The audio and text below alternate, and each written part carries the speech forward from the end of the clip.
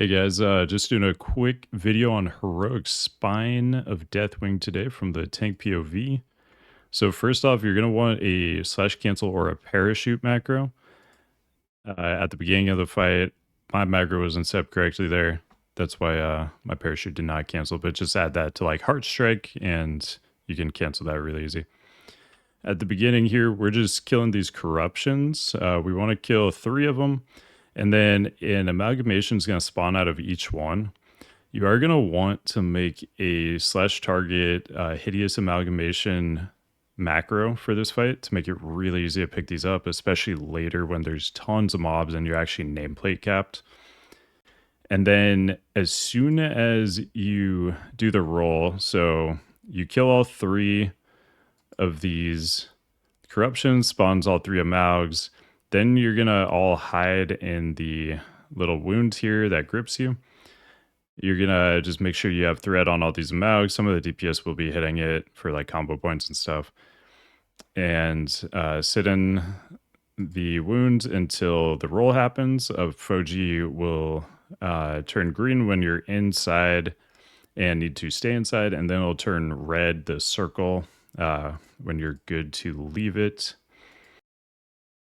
You can see right here, green circle, stay in, and then once you see this red circle, you can just get out. Even though you haven't actually seen the amalgs fly off yet, you're actually good to go. So we're just trying to get rid of those so we don't have to fight them. We just won't be dealing with one amalg at a time. As the blood DK, that's typically going to be your job, is handling the amalg. As soon as that roll happens, the tank should run over to this side here. When the debuff gets cleansed, it has a chance to turn into a different debuff, and that debuff will actually give you a damage reduction buff. So as soon as you get this debuff, just move over to the side so the other tanks can get theirs. You can see I already got mine, and I moved over, got my damage reduction buff. That's 40% damage reduction for the rest of the fight, so that's huge. Really want to try to force that onto the tanks early if you can. For amalg positioning here, we've had success just kind of having it toward the middle here. You do need to make sure it's away from that corruption enough that it's not going to get cleaved though, because we don't want that to take extra damage. The only damage it should be taking is when fiery grip is on somebody, and that needs to be broken.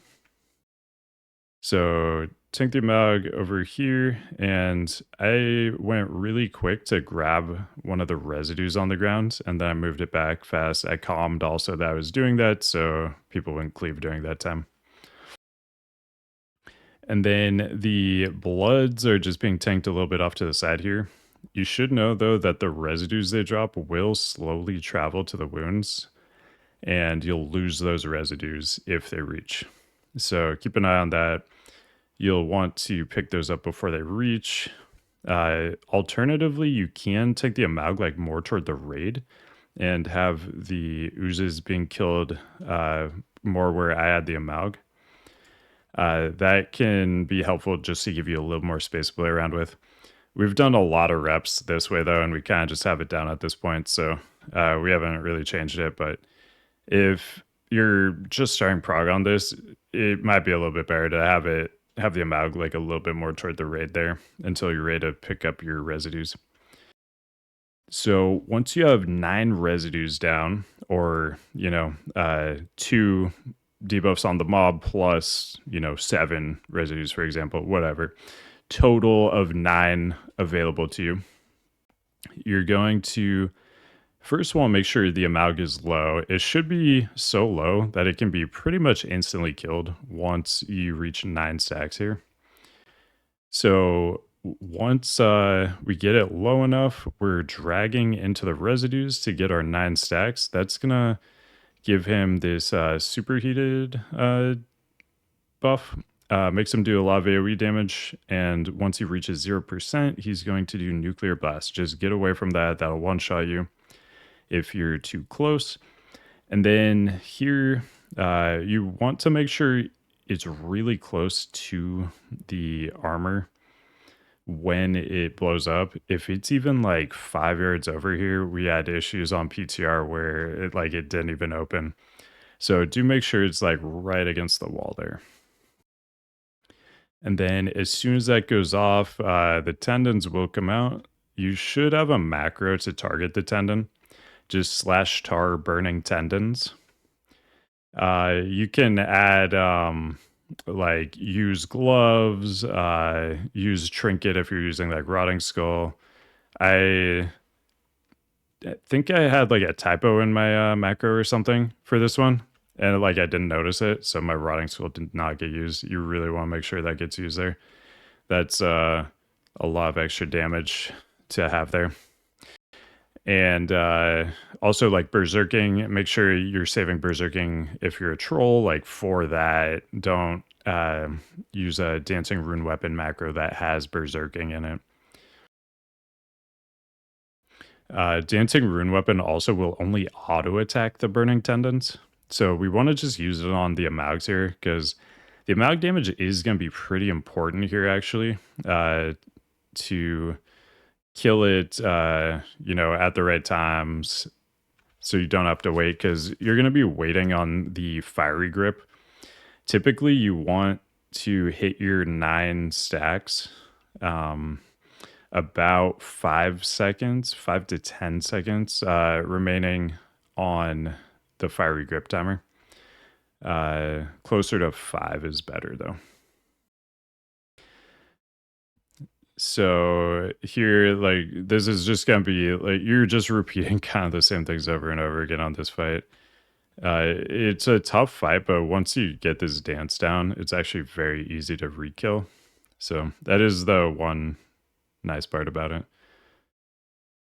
So we're just taking off to the side here. When these do get stacks, their damage and attack speed increases, so you will take a lot more damage. So I try to time like bone shield, so I have it like during that time I'm like trying to pick those up. Keep in mind too, you should pick up an Amaug during the tendon as well. This is where like the target bearing Amaug or a hideous Amaug macro comes in really handy. So there I used my target macro, I taunted, and then just make sure I hit it enough. Our Prot warrior that's kiting the bloods occasionally taunts it, I think just on accident, or just gets threat on it. So I just taunt it back when he does get it. And then here, just to make sure we got threat on everything with all this stuff here, I throw down D&D there. And we roll again. That's kind of going to be your bread and butter for every time you, like when you're starting the fight or anytime you're killing a tendon and moving on to the next area. You're going to kill the new corruptions, kill 3 corruptions, and then you're going to do a roll to get rid of them. You can also make sure the Amaugs pick up residues. So then when they roll, they just take those residues with them.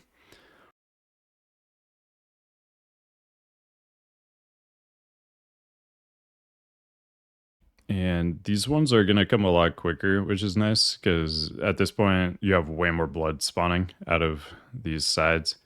You should know too that the bloods explode for AoE damage every time they're killed. That's why we're selective with like how many we're killing. We eventually just kite them all, like most of them. We don't want to kill every single one, otherwise it's just way too much damage. And as far as like tank raid cooldowns, you can look to use those during those roll timings. That's usually a good time. You can do it during the nuclear blast.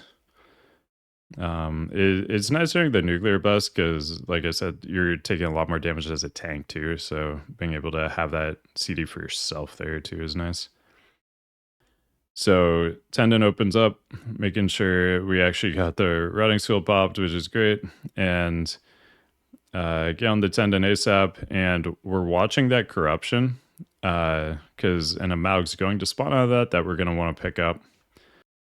So we're going to go over, we're going to taunt it, throw a death coil at it, and then make sure we get some threat on it too. Because there's going to be a lot of threat going out from the raid here. And then this is just more of the same here. You can see this is kind of the point where you're starting to get quite a few bloods stacked up. And we're just trying to pump as much amount damage as we can here. As far as defensive cooldowns, I just kind of wall if I feel like I need it. Generally, it's going to be during when you're gathering up the 9 stacks of residue.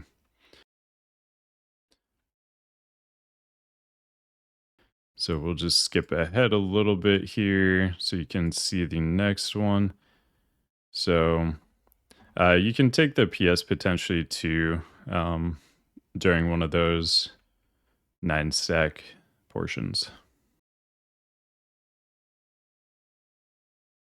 Also, before you're ready to pick up the stacks, it's good to calm if like too much damage is happening to the mug. You do want it low, but like people gotta be really careful they don't accidentally kill it, ahead of time. And then here we're just back to our bread and butter. Kill the new corruptions because we just cleared a new area. We're gonna pick up all these new amalgs.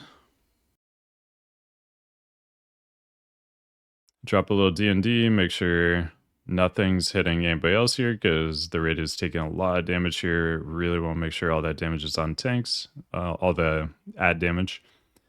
And then we're going to go up here. We always just leave this top left one up. It just makes it easy for us to, stay consistent.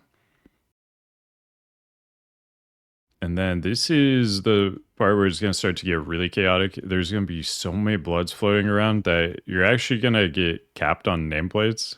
And it's going to be really tough to like target anything and like really see what's going on as a tank. So another thing I recommend too, you probably noticed already, but I changed the colors of every ad on this fight. Because my job on this fight is to tank the amalg. So that's the only one I want regular like tank threat plate colors on. These bloods I don't have to worry about. I do have target on the nameplate so I can see if they're like on a healer. I just know like if it's warrior color, I'm good to go. They're all just gonna be warrior colored all the time, but and then our feral Jude also picks up some. So as long as it's orange or brown, I know we're good to go. So at a glance, I can pretty easily see like there. When it goes on the shaman, turns blue. Pretty obvious. And then I just make the corruptions blue as well. In Plater, you can do that by just going to NPC names and colors, I think is the option. But that's just a super useful thing in general for many, many fights when you're playing a tank. So you can just kind of color code the things that are important to you and kind of tune out the things that aren't as important. So here, this is a really good time to drop D&D. I didn't drop one here. That's a mistake. I should be dropping a D&D on the raid here. That just helps to pick up any corruptions that, or corrupted blood that aren't getting picked up by the other 2 tanks. And you can see we got this new amalg out and you can't even see a nameplate for it. So this is a really, really awesome time to have that target amalg macro. So we're going to do that right here. And I taunt to throw a death coil at it. And that's just kind of the bread and butter is press the target amalg macro, press taunt, press death coil to make sure you cover that threat, cover your taunt.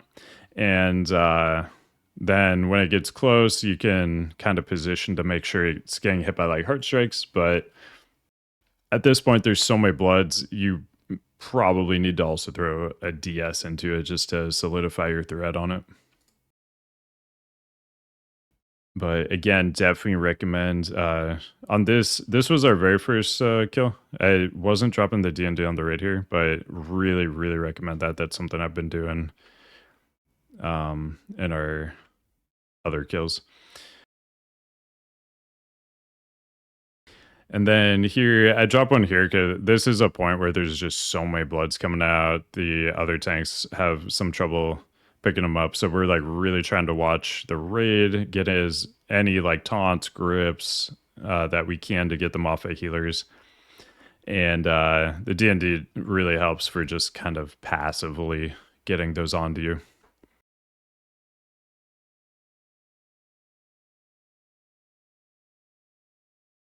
And then at this point, you just have so many of these that these residues that you could kind of just go as soon as you're ready. So we're gonna try to get it to around like 5%. And our timing was kind of bad here. I should have actually probably waited on that one, but ended up working out. The grip timer was just a little awkward there. And I mean, now it's going to happen like during this, which is really rough, but we had the tendon pretty low. So it worked out all right. 30% going into it. So it was kind of just, finish the boss before things start to fall apart kind of thing. And yeah, they kill it there. And that's the whole fight. It is definitely one of the hardest fights, maybe the hardest fight in Dragon Soul. But and the debuffs linger also after the fight, as you can see here. Definitely one of the hardest fights, but it's very scripted. Like once you get it down, you just have it down pretty much permanently. So it's pretty easy to one shot after your first kill, which is nice. But and as far as like gearing and talents and stuff, I just ran like my typical talents with like toughness and well then Acropolis, all that stuff.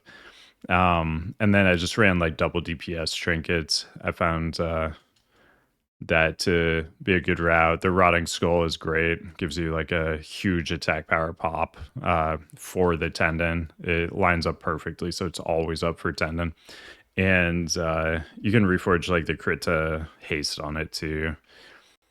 But yeah, pretty tough fight, but once you get it down, it feels good. Hope that was helpful for you guys. Thanks for watching. I'll see you in the next one.